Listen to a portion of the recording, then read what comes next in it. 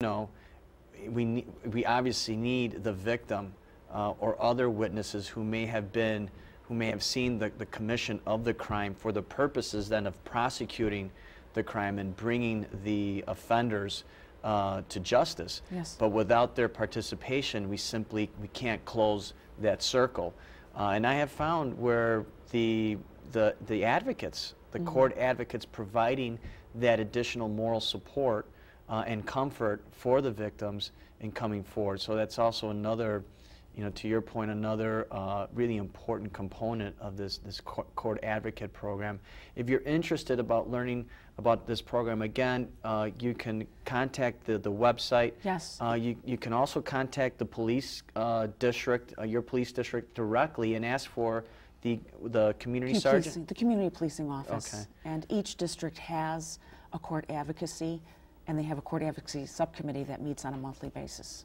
Please, I would, especially when you're dealing with crimes committed against seniors, yes, vulnerable people who may be scared and intimidated, this program is a very effective program. It also is extremely effective in showing those other courtroom actors that the community means business. I mean, I've attended a couple where we've dealt with quality of life crimes such as vandalism, graffiti, and also instances where you had people flashing gang signs at cars. Having the presence of the community in the courtroom really does make a compelling showing to the prosecutor, to the defense counsel, and also the judges. So it's been very successful. Very good. So we're talking more about community. The other component we were talking earlier before the presentation, the piece here. Let's talk a little bit about also the other programs that we have. We have the peer jury for young people. Yes. There's also a program for students who've demonstrated an interest perhaps in law enforcement. What are some of those programs so that we can... Those are programs that are geared towards the youth in the district. Each district has a few different things that they may have working. What are some of the formal programs? Like there's Youth Explorers, and that is children or young adults joining the Police Explorers group out of each district, and they meet on a monthly basis, and they do programs. And it's kind of geared to maybe looking at a youth that will have interested in a career maybe in law enforcement. We have peer jury. We teach great training, which is gang resistance education and awareness training, and that's generally for the grade schools that they go in and they teach the kids in 3rd and 4th and 5th grades about gangs and gang awareness and how to stay out of gangs and things like that. It's a little 6-week program, and they get a graduation after that 6 weeks, which has been very successful. I have a youth gardening club that meets on Saturdays at Commercial Park, and I have a community member who's a wonderful gardener and has gardened a lot of the parkways. Jeannie Faulkner. Yes. And she's done all the parkways right around the station and around Commercial Park. And she has taken a lot of the youth in the neighborhood and taught them how to garden, what's a weed, how to plant. And those kids have gone on to be successful. And we have a youth subcommittee that gets together on a monthly basis to talk about issues relative to youth. So there's a lot of things in place for the youth of the neighborhood to get involved in, and it's all accessible through the website.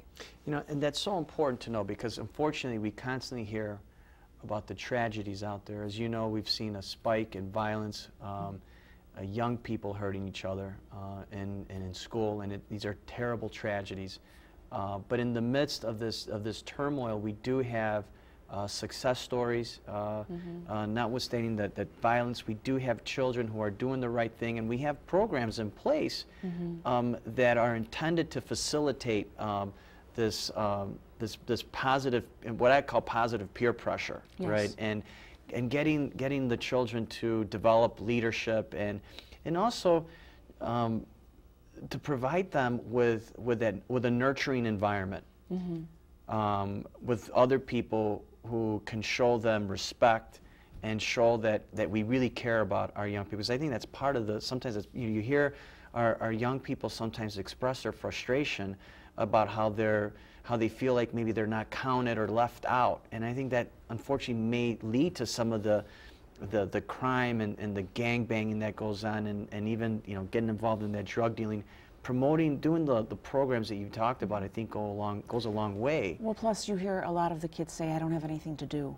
And really there are a lot of things in place for them to do, you know, and, you know, they just need to reach out a little bit, and everything is accessible through the website.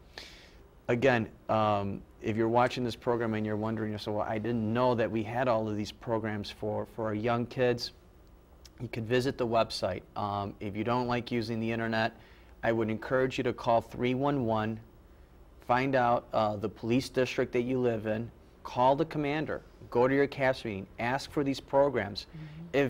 If the district does not have these programs in place, connect the local church, mm-hmm. connect the local school or the park district, because these are also other resources that we've been tapping into and have had a level of success. Mm-hmm.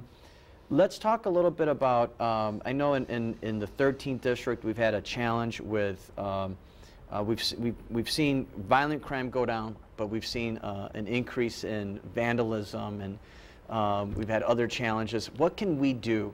What advice would you give someone who may be watching? How can we make our communities safer? Some tips beyond what we've just discussed, Commander.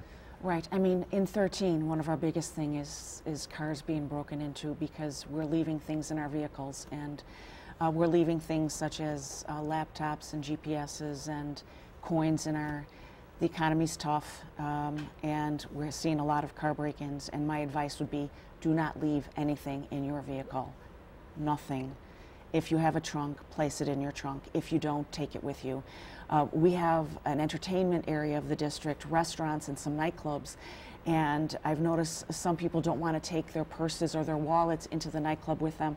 They'll leave them on the seat of their car, and they come back and it's missing. That's an invitation for a break-in. It is. It's in less than 3 minutes, someone can break a window and be in and out of your car before somebody can even see it or call it in. So do not leave anything in your car. Also, double lock your house. You know, I think sometimes we're in a hurry. We close our door and we forget that we have a double lock, and we don't double lock it. A lot of the housing stock is old with old locks, and double locking is just an added security measure. Also, lock your garage. Just lock your garage. We see a lot of theft of bicycles, and you know, they leave the garage door, and I'm not talking the overhead, I'm talking the side door.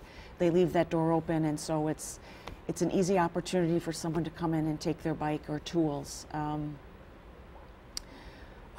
Also, if you're going to have your bike, lock it up, and you don't want to take it in the house, lock it up.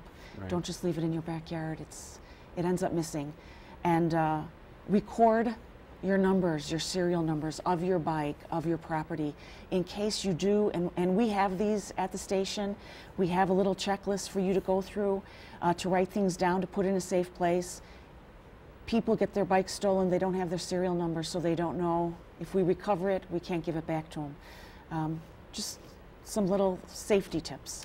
I can't also reinforce enough how important it is to get to know your neighbors. Oh, yes. It's critical.